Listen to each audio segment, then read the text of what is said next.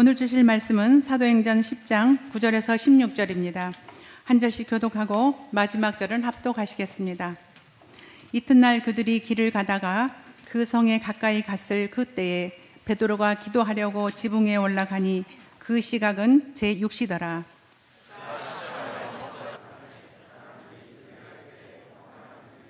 하늘이 열리며 한 그릇이 내려오는 것을 보니 큰 보자기 같고 내 귀에 매어 땅에 들이웠더라. 그 안에는 땅에 있는 각종 네 발 가진 짐승과 기는 것과 공중에 나는 것들이 있더라. 또 소리가 있으되 베드로야 일어나 잡아먹어라 하거늘 베드로가 이르되 주여 그럴 수 없나이다. 속되고 깨끗하지 아니한 것을 내가 결코 먹지 아니하였나이다 한데 또 두 번째 소리가 있으되 하나님께서 깨끗하게 하신 것을 내가 속되다 하지 말라 하더라. 이런 일이 3번 있은 후 그 그릇이 곧 하늘로 올려져 가니라. 양진일 목사님께서 인생의 전환에서 출발하는 회개라는 제목으로 말씀 전해 주시겠습니다.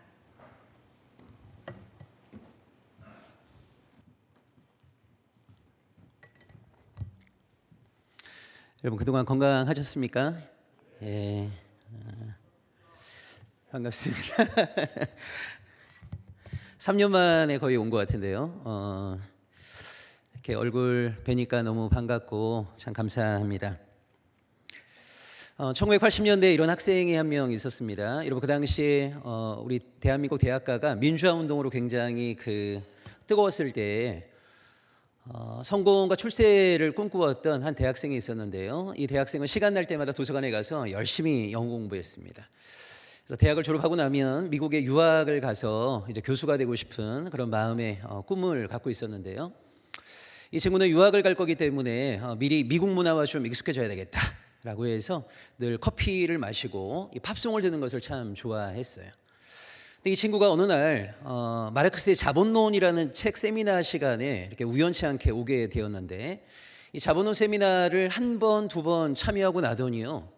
누가 시킨 것도 아닌데 갑자기 인생의 어떤 꿈, 지향 이런 게 이제 바뀌기 시작했습니다. 그러면서 갑자기 이렇게 사용하는 언어에도 민족, 역사 뭐 이런 식의 표현들을 많이 쓰게 되고요. 그다음에 여러분 옛날에 대학가에 그 자판기 있지 않습니까? 이 친구는 항상 커피를 누르던 친구였는데 이제 커피 안 마시겠다는 거예요. 왜 안 마시겠냐 이렇게 물어보니까 제국의 음료 이렇게 얘기하는 거예요. 그래서 갑자기 그 커피 옆에 있는 민족의 차 율무를 누르기 시작해요. 이게 누가 시킨 게 아니거든요. 근데 갑자기 그 팝송을 듣는 걸 참 좋아했던 친구인데 이제 팝송을 안 듣겠다는 거예요. 왜 안 듣겠냐 이렇게 물어보니까 제국의 음악 이렇게 얘기하는 거예요. 근데 갑자기 막 깽가리를 막 치기 시작합니다. 여러분 80년대에 이런 대학생들이 참 많이 있었는데요. 이런 대학생들을 뭐라 불렀냐면 막스의 세례를 받은 사람들 이런 식의 표현들을 많이 썼습니다. 누가 시킨 것이 아님에도 불구하고 이 막스의 자본론 세미나 한 번, 두 번 참여하게 되면 인생의 지향도 바뀌고 사용하는 언어도 바뀌고 심지어 마시는 음료도 바뀌고 듣는 음악도 바뀌었어요. 제가 이렇게 막스의 세례를 받은 사람들을 목격하게 되면서 이런 생각이 좀 들었습니다. 누가 시킨 것이 아님에도 불구하고 막스의 세례는 한 존재를 뒤바꿔내는 굉장히 강력한 힘이 있구나. 근데 예수의 세례는 왜 이렇게 무력한가? 그러니까 예수의 세례를 받았다는 사람들이 생각이 바뀌는 사람들 많지 않습니다. 세례받기 전의 생각을 세례받은 이후에도 그대로 간직하고 고집스럽게 붙잡고 있는 경우들 굉장히 많이 있고요. 예수가 내 인생의 주인이라고 고백은 함에도 불구하고 인생을 살아감에 있어서 예수의 뜻을 묻기보다는 세상 모든 사람들이 살아가고 있는 그 삶의 패턴을 그대로 동화되어 따라가는 경우들이 많이 있어요. 왜 이렇게 크리스찬들은 안 바뀔까요? 여러분 오늘날 세상으로부터 오늘 한국의 크리스찬들이 듣고 있는 중요한 비판이 바로 이런 거 아닙니까? 예수가 내 인생의 주인이시다. 나는 예수의 제자이다. 라고 고백하지만 내 인생의 주인이신 예수가 원하는 바대로 자신의 생각과 삶을 뒤바꿔낸 크리스찬들은 많지가 않습니다. 고백은 있는데 멋진 주장은 있는데 우리의 삶의 현실은요 주장과 고백과 굉장히 큰 괴리를 드러내는 경우들이 많이 있습니다. 왜 이렇게 안 바뀔까? 결과적으로는요 회개하지 않기 때문입니다. 여러분, 우리는 회개라고 하는 것을요, 하나님 내가 무엇을 잘못했습니다, 용서해 주세요, 이걸 여러분 회개라고 생각을 많이 하시는데요, 그렇지 않습니다.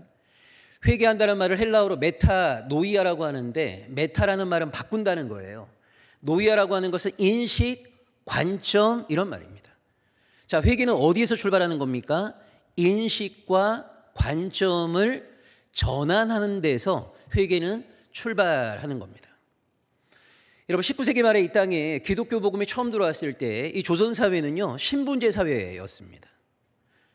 가부장적인 사회였습니다. 신분제와 가부장제의 공통점이 뭡니까? 사람은 평등하지 않다는 거예요. 여러분, 양반과 천민이 어떻게 평등합니까? 남자와 여자가 어떻게 평등합니까? 이 신분제와 가부장제라고 하는 것은요, 성리학의 이데올로기가 만들어낸 하나의 제도였고 문화였어요. 사람은 태어나는 순간부터 하늘에 의해서 높낮이가 결정되어 있다. 그걸 조선에 있는 모든 사람들은 다 받아들였습니다. 이런 조선 땅에 기독교 복음이 들어온 거예요. 그 기독교 복음 안에 뭐가 있습니까? 인간을 바라보는 인간론이 있습니다. 기독교 인간론의 가장 중요한 주장이 뭐죠? 모든 사람은 하나님의 형상대로 지음받았다는 거예요. 여러분, 모든 사람은 하나님의 형상대로 지음받았기 때문에 어떤 존재이건 간에 그가 양반이건 천민이건 남자이건 여자건 그 존재 안에 하나님의 형상이 있어요. 우리가 함부로 대할 수 있는 그런 존재는 이 땅에 없습니다. 모든 사람은 하나님의 형상이 있기 때문에 존귀한 거예요. 양반에게도 하나님의 형상이 있고 천민에게도 하나님의 형상이 있기 때문에 양반과 천민의 관계는 상호 평등하다. 이걸 외쳤던 게 바로 기독교입니다. 남자에게도 하나님의 형상이 있고 여자에게도 하나님의 형상이 있기 때문에 남녀의 관계는 평등하다. 이걸 외쳤던 것이 바로 기독교 신앙입니다. 여러분, 전통적인 조선의 사고방식, 조선의 가치체계를 수용했던 사람들은요, 이 기독교 신앙을 도저히 받아들일 수 없는 거죠. 어떻게 양반과 천민이 같습니까? 어떻게 남자와 여자가 평등합니까? 누가 기독교인입니까? 조선 사람들이 전통적으로 갖고 있었던 이런 가치체계, 인식을 하나님의 말씀으로 전환시켜내고 하나님이 원하시는 바대로 자기의 삶을 투신한 자들이 바로 기독교인인 거예요. 여러분, 이 땅의 초기 교회는요, 말씀을 열심히 배우면서 우리가 이 말씀에 어떻게 순종할 것인가를 고민했어요. 그래서 무엇을 결정했습니까? 남편과 아내가 상호 존대를 하기를 결정했어요. 여러분, 조선사회에서는요, 남편은 아내들을 하대했습니다. 아내가 남편들을 존대했습니다. 이게 조선의 질서이고 조선의 문화였어요. 근데 하나님을 내 인생의 주인으로 고백한 순간부터 말씀을 배우기 시작했어요. 말씀을 배워보니까 이런 조선사회의 가치체계와 문화는 하나님의 뜻이 아니라고 하는 것을 깨달았습니다. 하나님은 남편과 아내가 상호 존대를 하기 원하신다. 이걸 깨달았을 뿐만 아니라 그렇게 행동했습니다. 이걸 뭐라고 하는 거냐면 회개라고 하는 겁니다. 회개는요, 우리의 인식을 전환시켜내는 것에서 출발하는 거예요. 우리의 관점을 전환시켜내는 것에서 회개는 출발합니다. 근데 여러분 보시면 사람이 한번 형성된 이 인식을 뒤바꿔내는 게 진짜 쉽지 않습니다. 한번 굳어진 인식은요, 변화가 참 어려워요. 그래서 이 한번 굳어진 인식 때문에 우리가 상상할 수 없는 너무나 위험하고도 무서운 일들이 비일비재하게 일어납니다. 여러분, 여기에도 이제 자매님들이 많이 계시지만 여러분, 중세시대 때 마녀 재판으로 죽임당했던 여인들이요, 최소 20만, 최대 100만 명 가량 되었습니다. 여러분, 200년 전까지 스페인에서는요, 마녀 재판이라는 게 있었어요. 왜 이렇게 많은 여성들이 마녀로 몰려갖고 죽임을 당했을까요? 왜곡된 인식 때문에 그런 겁니다. 여러분, 중세시대 유럽 사회의 이 기독교 신앙에서는요, 너무나 많은 사람들이 여성은 이성도 없고 영혼도 없다고 주장했어요. 그것이 여러분, 중세 유럽 기독교의 현실입니다. 여자는 영혼이 없다고 생각했어요. 여자는 이성이 없다고 생각했어요. 자, 이런 인식 속에서 뭐가 나온 겁니까? 여자는 이성이 없기 때문에 논리 정연한 사고가 불가능하다고 생각한 거예요. 근데 갑자기 말을 잘하는, 굉장히 논리적으로 주장을 잘 피는 여인이 있습니다. 이 사람은 누굽니까? 마녀인 거죠. 영혼도 없고 이성도 없는 여인이 누군가를 리더한다? 어떤 공동체를 이끈다? 불가능한 일이에요. 근데 굉장히 카리스마 넘치는 여인이 등장해 갖고요, 공동체를 인도하게 되면 이 여인은 뭐가 되는 겁니까? 마녀가 되는 거죠. 이런 왜곡된 인식이 최소 20만, 최대 100만 명의 너무나 탁월하고 능력이 있었던 여인들을 마녀로 몰아갖고 죽였어요.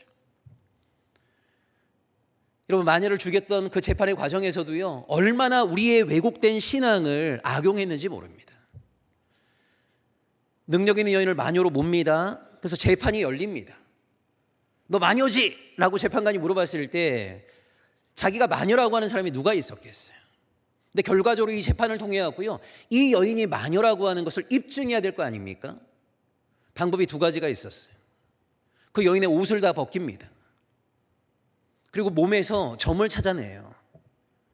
그걸 마녀의 점이라고 그랬습니다. 근데 여러분, 몸에 점이 없는 사람이 누가 있어요? 또 하나는 뭘 했냐면 뜨거운 불에다가 손을 집어넣게 합니다. 그러면서 다니엘서를 인용하기 시작해요. 다니엘이 사자굴에 던져졌지만 하나님이 다니엘을 극적으로 보호해 주신 것처럼 이 여인이 뜨거운 물에 손을 집어넣는다 하더라도 마녀가 아니라면 하나님이 이 여인을 보호해 주실 거라고. 근데 뜨거운 물에 손을 집어넣는데 손이 화상을 입으면 이 여인은 마녀라고. 이런 말도 되지 않는 논리와 주장을 가지고 너무나 많은 사람들을 희생시켰습니다. 하나님을 믿는다라고 하는 백인들이요, 너무나 오랜 세월 동안 백인 우월주의에 빠졌어요. 백인이 선민인 것처럼 주장했습니다. 그래서 아프리카와 아시아에 있는 사람들을요, 너무나 하대하고 무시했습니다. 여러분, 미국과 유럽에서 동물원을 전시했을 때 사자와 곰과 호랑이 옆에 누가 있었냐면 아프리카 부족들이 있었습니다. 흑인을 사람이라고 생각하지 않았어요. 인류 최초의 동물원에 동물과 함께 전시된 존재가 바로 아프리카의 흑인들입니다. 우리 한국 사람들도요, 1906년에 샌프란시스코 동물원에 한국 사람들이 전시되었습니다. 백인들이 그것을 보고 조롱했습니다.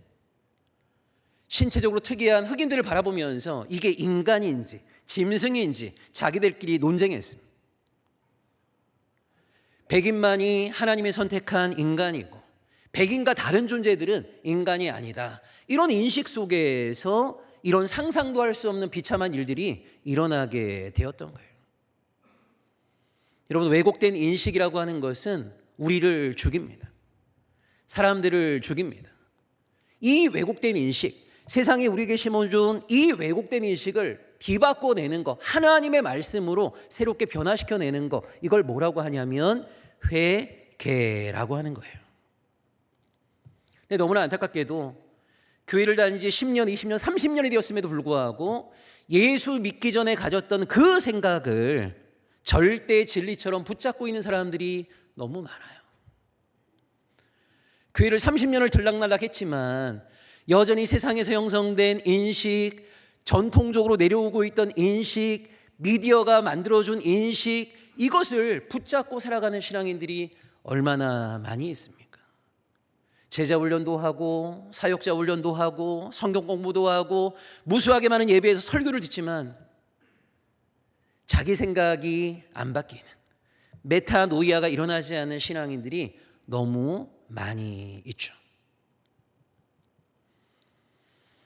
여러분, 초대교회 당시에 사람들이 세례받을 때 그들이 고백했던 말씀이 바로 갈라디아 3장 28절의 말씀입니다. 사람들 세례를 받으면서요, 유대인과 이방인이, 주인과 종이, 남자와 여자가 그리스도 안에 하나라고 고백을 했습니다. 이 갈라디아 3장 28절은요, 초대교인들이 세례받을 때 고백했던 신앙의 내용이었어요. 이게 여러분 얼마나 충격적인 고백인가를 잘 보셔야 됩니다. AD 1세기에 유대인과 이방인이 어떻게 하나 될 수 있습니까? 유대인과 이방인 사이에는 엄청난 담이 있는데요, 주인과 종이 어떻게 하나 될 수 있습니까? 주인은 하늘이 선택한 사람이고 종은 하늘이 버린 사람이죠. 남자와 여자가 어떻게 하나 될 수 있습니까? 남자는 하늘이고 여자는 땅인 거죠. 이런 세상적인 가치, 세상적인 인식을 거부하고 신앙인들은 무엇을 고백하면서 하나님의 백성이 되기로 결단한 겁니까? 세상은 유대인과 이방인을 갈라놓고 있지만, 주인과 종을 갈라놓고 있지만, 남자와 여자가 서로 다른 존재라고 주장하고 있지만, 신앙인들은 무엇을 고백한 겁니까?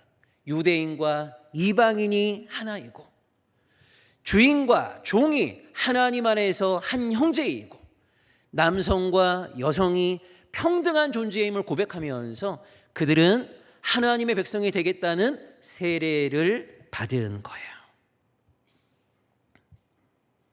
이것이 바로 여러분 신앙의 힘입니다. 신앙은요, 세상이 우리에게 심어놓은 이데올로기, 세상이 우리에게 심어놓은 정치적 이념, 세상이 우리에게 심어놓은 세속의 가치로부터 우리를 새롭게 하는 거예요. 그게 되지 않는다면 우리는 여전히 회개하지 못한 거죠. 그래서 여러분, 신앙의 길에서 우리에게 가장 중요한 과제 가운데 하나가 뭡니까? 세상이 우리에게 심어놓은 무수한 가치, 세계관을 하나님의 말씀에 근거하여서 다시 성찰해야 됩니다. 나는 그동안 이것을 옳다고 생각해 왔는데 말씀을 치열하게 공부하면서 이것이 정말 하나님의 뜻인가? 이것이 정말 하나님이 원하시는 바인가?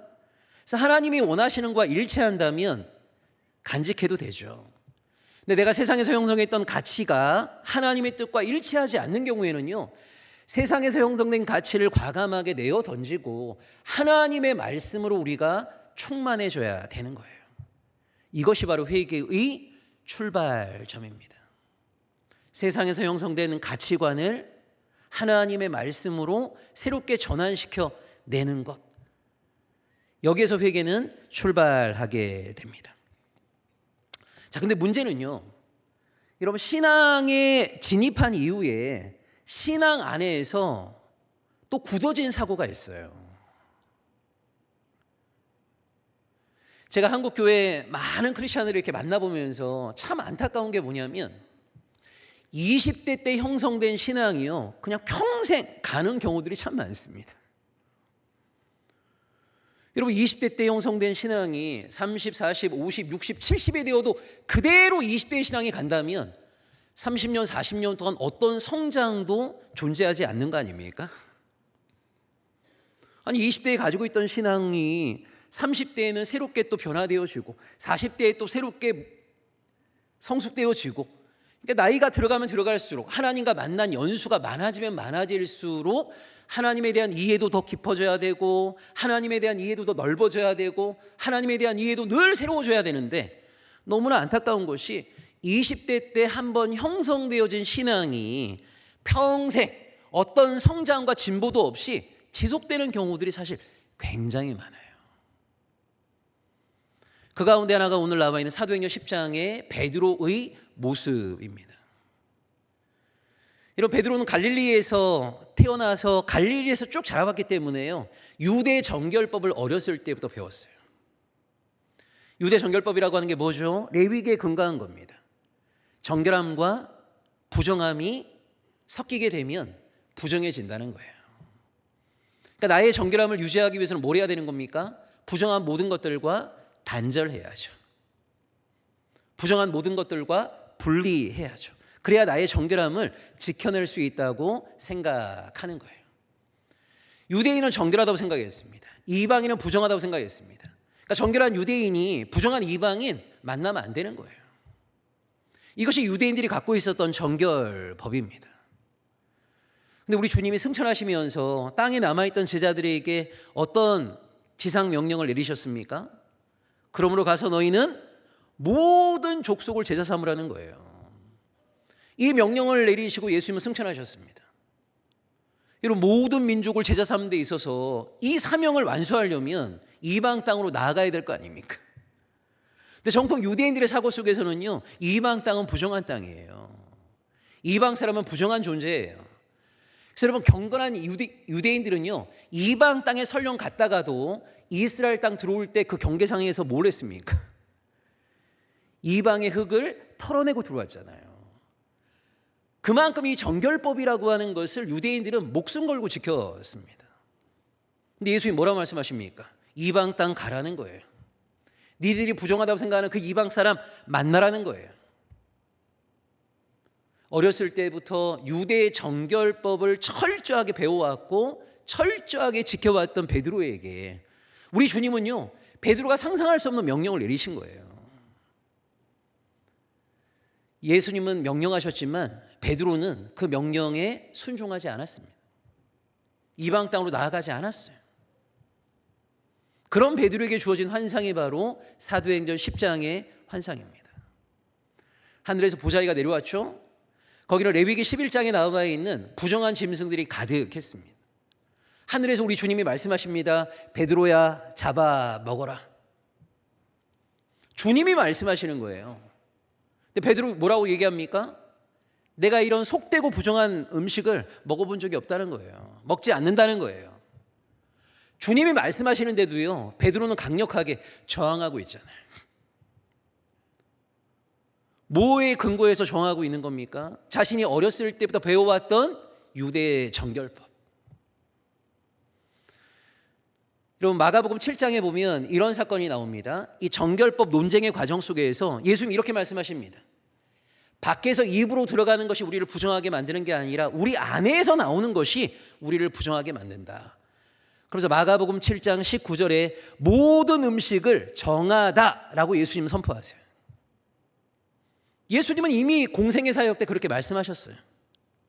근데 베드로는 받아들일 수 없는 거죠. 어떻게 모든 음식에 정합니까?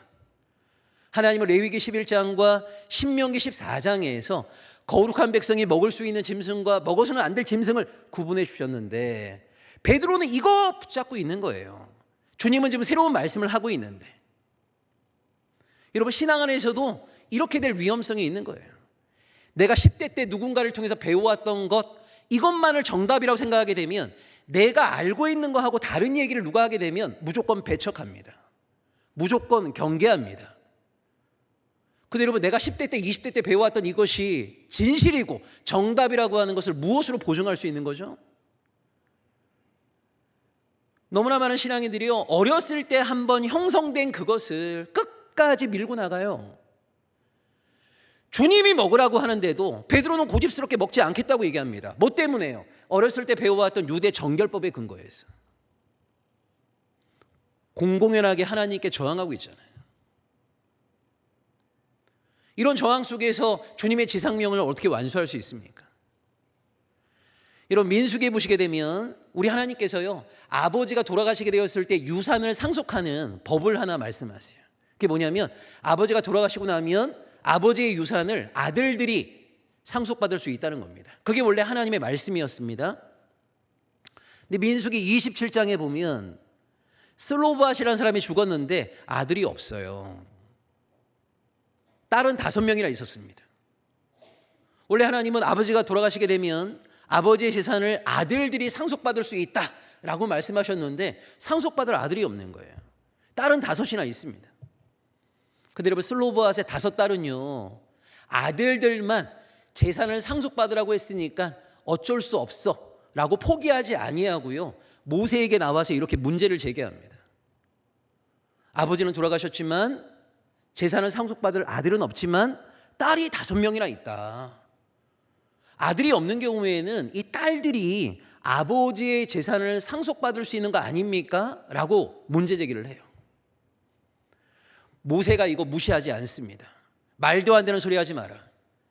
상속은 아들들만 받는 거야. 딸이 받을 생각 하지 마. 이렇게 윽박지르지 않았어요. 모세는 슬로바앗의 딸들의 이야기를 듣고요, 하나님 앞에 그 문제를 가지고 나아갑니다.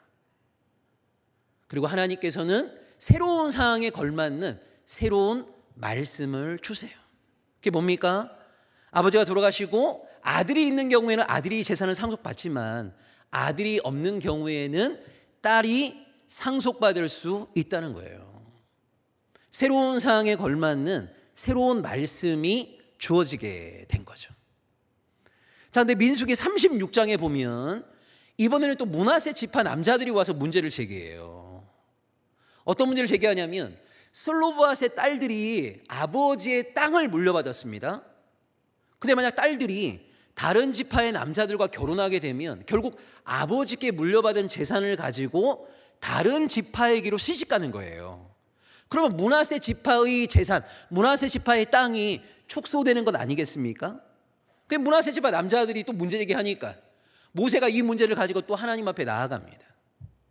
그때 하나님께서 또 이런 새로운 말씀을 주십니다. 아버지의 땅을 물려받은 딸일 경우에는 동일 지파의 남성과만 결혼할 수 있다. 여러분 보세요. 우리 하나님은 우리가 생각하는 것보다 훨씬 유연하십니다. 훨씬. 새로운 상황에 걸맞게 늘 새롭게 말씀하고 계세요. 근데 하나님보다 사실은 유연하지 못하고 고집스럽게 내가 알고 있는 그것만을 정답으로 생각하는 사람들이 누구냐면 크리스천들이에요. 인식이 정말 안 바뀝니다.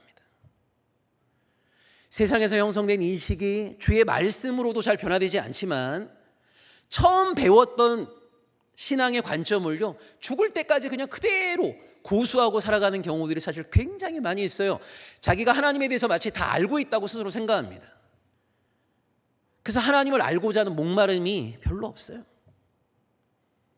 너무나 안타까운 것이 신앙생활 30년, 40년 하신 분들도요, 내가 믿는 하나님이 어떤 분인가를 말해보라 그러면 1시간을 말을 못합니다.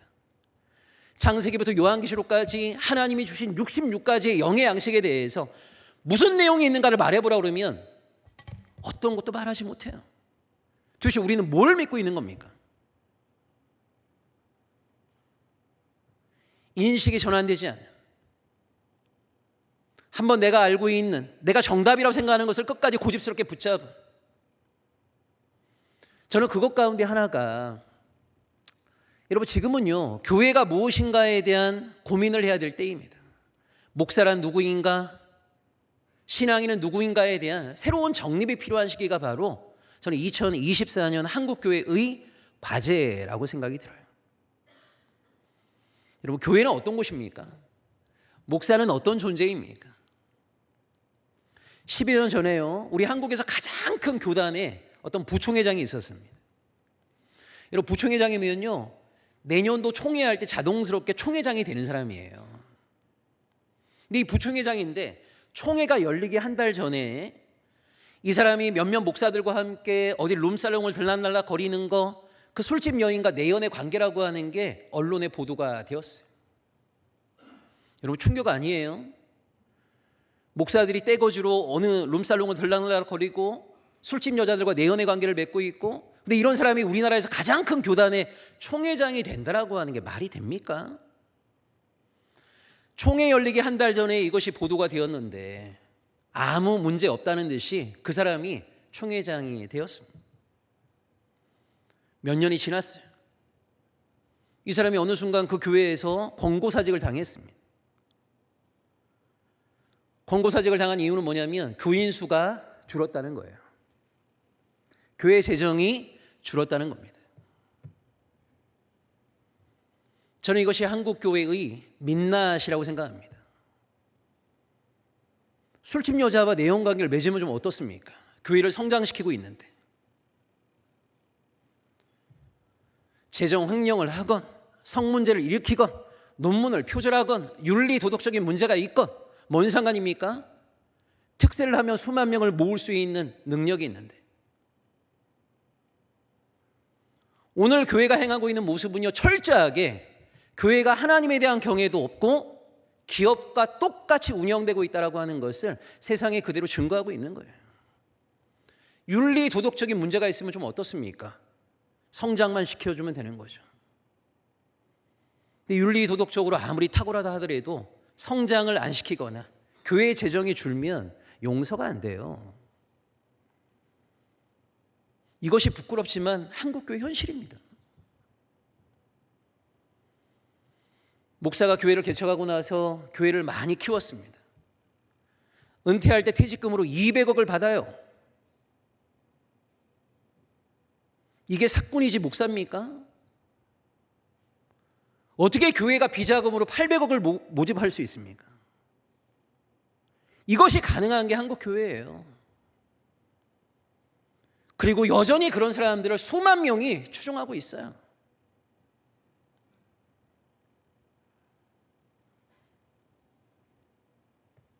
여러분, 사랑의 교회 갱신운동이 시작되었을 때 교인들에게 그렇게 열심히 제자훈련을 가르쳤던 목사들은 여기에 거의 함께하지 않았습니다. 도대체 그들이 가르친 제자훈련이 뭐죠? 제자훈련을 배웠던 무수하게 많은 사람들 대부분은 저쪽으로 갔어요. 특히 청년들 대부분은 저쪽에 있습니다. 도대체 우리가 가르쳤던 제자훈련의 내용, 어떤 분별력을 그들에게 심어준 겁니까?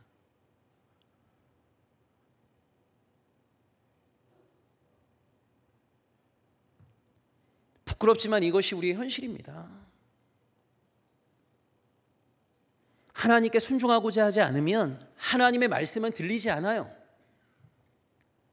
순종할 마음이 없는 사람에게 하나님의 말씀이 들리겠습니까? 하나님의 말씀이 들리지 않으면 오랜 시간 하나님의 말씀으로 섭취되지 않으면 말씀의 기근에 시달리게 됩니다. 말씀의 기근에 시달리게 되면 뭐가 옳은지 뭐가 잘못된 건지, 뭐가 하나님의 뜻이고 뭐가 사탄의 뜻이고, 뭐가 성령의 역사이고 뭐가 악령의 역사이고, 누가 목사이고 누가 사꾼인지를 분별력을 상실하게 되어 있어요. 저는 오늘날 우리 한국교회가 이 분별력을 상실했다고 봅니다. 과연 오늘 대부분의 한국의 크리스천들은 목사와 사꾼을 구별해내고 있습니까? 목사에게 왜 비서가 필요합니까? 목사에게 왜 운전기사가 필요합니까? 목사가 왜 억대 연봉을 받습니까? 목사도 그걸 당연하게 생각하고 교인들도 당연히 이렇게 성장시켰으니까, 우리 교회 재정이 이 정도 되니까 목사를 그렇게 대우하는 거는요, 그 목사를 사꾼 만드는 거예요. 사실은 분별력을 상실했어요.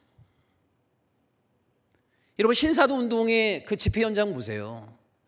이쪽에 의자에 앉아있는 사람이요, 휙 하고 손을 흔들면요 다 쓰러집니다. 그럼 2층에 있는 사람들 막 성령이 역사했다고 박수를 쳐요. 쓰러진 사람들에게 한 번 더 휙 하면요 대굴대굴 구르면서 괴성을 질러댑니다. 그러면 또 2층에 있는 사람들 또 성령이 역사했다고 박수를 쳐요. 이게 성령의 역사하고 무슨 상관이 있어요? 의자에 멀쩡히 앉아있는 사람을 넘어뜨리게 만들고 대굴대굴 구르게 만들고 괴성을 질러대게 만드는 게 도대체 성령의 역사하고 무슨 상관이 있습니까? 근데 너무나 많은 크리스천들이요, 기독교인들이 모여있는 자리에서 이성적으로 설명될 수 없는 놀라운 일이 일어나면 다 성령의 역사인 것처럼 착각을 해요. 그렇게 생각하는 사람들이 너무 많다 보니까 여러분, 한국 개신교 800만 명 가운데 200만 명이 이단과 사이비에 속해 있는 거 아닙니까? 말씀을 알지 못하면 하나님의 뜻과 세속의 가치를 구별하기 어렵죠. 성령의 역사와 악령의 역사를 구별하기 어렵죠. 그런데도 너무나 많은 크리스천들이요, 그냥 내가 지금 알고 있는 신앙, 이거 그냥 밀고 나가는 거, 그것을 신앙의 생활이라고 생각하고 있어요. 인식을 바꿔야 됩니다. 한국교회는 짧은 기간 안에 정말 놀라운 성장을 했어요. 제가 중학생일 때 한국 기독교 100주년을 했습니다. 1984년 당시에 한국 개신교인 1200만이라고 그랬어요. 저는 어렸을 때부터 성경을 읽으면서요, 이게 참 이해가 안 갔습니다. 그때 전 국민의 3분의 1 가량이 크리스천이라고 그랬거든요. 여러분, 여의도 광장에서 얼마나 대규모 집회를 했습니까? 근데 제가 읽었던 마태복음에서는 이런 말이 있더라고요. 사망으로 인도하는 문은 넓고 길이 편안하여 그곳으로 함께하는 자들이 많고, 생명으로 인도하는 문은 좁고 길이 협착하여 찾는 이가 적다. 근데 도대체 한국 기독교가 말했던 하나님, 예수, 기독교 신앙, 교회는 무엇이길래 이렇게 좁고 협착한 길을 전 인구의 3분의 1이 믿겠다고 교회에 몰려 있을까? 여러분, 한국 기독교는요, 길이 좁고 협착한 생명의 문을요, 모든 사람 누구나 다 편안하게 올 수 있도록 엄청나게 넓혔어요. 협착했던 그 길 편안하게 갈 수 있도록 편안한 길을 만들어 놓은 겁니다. 이런 상황에서 정말 짧은 기간 안에 급성장을 했지만 정말 하나님이 원하시는 교회 과연 몇 개나 될 것인가? 여러분, 전 세계에서 신앙인들 가장 많이 모이는 교회 10교회 가운데 6교회가 대한민국에 있습니다. 50교회 가운데 23개가 대한민국에 있습니다. 이런 역사가 없죠. 수만 명이 모이는 교회가 얼마나 많이 있습니까? 근데 과연 이 교회가 진짜 하나님을 기쁘시게 하는 교회인가? 저는 그렇지 않다고 봅니다. 한국 교회는 거대해졌습니다. 화려합니다. 많은 사람들이 크고 거대하고 화려한 교회를 추종합니다. 교회가 크면 그 교회를 내가 다니면 자기 믿음의 분량도 그 정도 크다고 착각을 해요. 담임 목사를 연예인 추종하듯이 신격화시킵니다. 근데 여러분, 우리 하나님은요, 한 번도 이 땅 교회를 향해서 크고 거대하고 화려한 교회를 만들라고 말씀하신 적이 없어요. 하나님께서 이 땅 교회에 기대하시는 것은 큰 것이 아닙니다. 거대한 것이 아니에요. 화려한 것이 아닙니다. 여러분, 요한계시록에 보시게 되면요, 하나님의 심판을 받는 바벨론을 수식하는 단어가 뭐예요? 큰 성 바벨론이에요. 근데 하늘로부터 내려오는 새 예루살렘을 수식하는 단어는 뭡니까? 거룩한 성 예루살렘입니다. 하나님은 한 번도 이 땅 신앙인들을 향해서 이 세상에서 성공하라고, 이 세상에서 승리하라고 말씀하신 적 없습니다. 대신 이 땅의 신앙인들을 향해서 진실하라고, 정직하라고, 세속의 가치와 세속의 문화에 지배받지 않는 거룩한 삶을 살아가라고 요청하시죠. 하나님의 이 땅 교회를 향해서 한 번도 크고 거대하고 화려한 교회를 만들라고 하신 적이 없어요. 하나님께서 이 땅 교회에 원하시는 것은 바로 거룩함입니다. 갱신의 승부, 우리가 정말 교회 갱신과 계획을 제대로 이뤄내고 있는가? 다른 거 아니에요. 우리가 얼마나 거룩한 교회를 만들어내고 있는가? 세상의 벽이 허물어진, 예수가 아니라면 도저히 만날 수 없는 사람들이 하나됨을 이 교회 안에서 누리고 있는가? 여러분, 세상은 끊임없이 담을 만들면서 사람들을 지배합니다. 출신 지역의 담, 출신 학교의 담, 거주 지역의 담, 경제적인 빈부의 담, 신체적인 장애의 담, 남성과 여성의 성의 담, 노인과 젊은 세대의 담. 세상은 끊임없이 담을 만들어요. 그리고 담 안에 있는 사람들끼리 유유상종하게 만듭니다. 교회는 어떤 곳이에요? 세상에 만들어 놓은 이 담을 예수 안에서 허무는 곳. 예수가 아니었다면 도저히 만날 수 없는 사람들이 예수 때문에 하나됨을 누리는 곳. 그것이 교회입니다.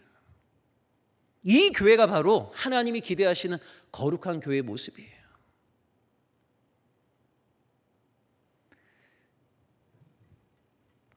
여러분, 정말 지난 10여 년 동안 수고하고 애썼던 걸음 누구보다 잘 알고 있습니다. 자주 뵙지는 못해도 늘 마음속으로 응원하고 있습니다. 개혁과 갱신에 대한 간절한 소망을 가지고 출발한 우리의 걸음, 이제는 성찰이 필요합니다. 우리는 어떤 교회를 꿈꾸었는가? 개혁과 갱신의 10년의 걸음을 통하여서 우리에게는 어떤 신앙의 성장과 진보를 경험했는가? 우리 공동체 안에서 세상에 만들어 놓은 담들이 주의 복음으로, 하나님의 말씀으로 어떻게 허물어지고 있는가? 세상에서 형성된 우리의 가치관과 세계관과 인식들이 하나님의 말씀으로 어떤 전환을 이루어내고 있는가? 내가 혹여나 신앙이 굳어져 있는 것은 아닌가? 베드로가 정결법 그거 하나만 붙잡고 평생을 살아봤던 것처럼, 그래서 예수님의 새로운 말씀을 수용하지 못하였던 것처럼 내가 한때 형성되었던 나의 신앙적인 사고를 몇십 년째 그대로 어떤 성장과 진보도 없이 붙잡고 있는 것은 아닌가. 늘 하나님 앞에서 새로워질 수 있도록 하나님의 말씀 앞에서 늘 열려져 있는 주의 백성으로 우리의 걸음들을 신실하게 잘 걸어가실 수 있기를 주의 이름으로 축원합니다. 기도하겠습니다. 하나님, 참 회개하는 것이 너무나 어렵습니다. 세상에서 형성된 우리의 인식이 너무나 굳건합니다. 주의 말씀을 보아도 보는 그 순간에만 감동받고 감격하지, 여전히 우리를 지배하고 있던 인식과 세계관으로부터 자유하는 것이 참으로 쉽지 않습니다. 하나님, 너무나 어려운 일인 것을 잘 알고 있지만 세상에서 형성된 우리의 가치관과 세계관이 하나님의 말씀과 일치하지 않는다면 과감하게 내어 던지고 하나님의 말씀으로 우리의 존재를 충만하게 채우기를 간절히 원합니다. 때로는 신앙 안에서 배워왔던 몇십 년 전에 알고 있던 하나님에 대한 이해가 평생을 지속하는 경우들도 많이 있습니다.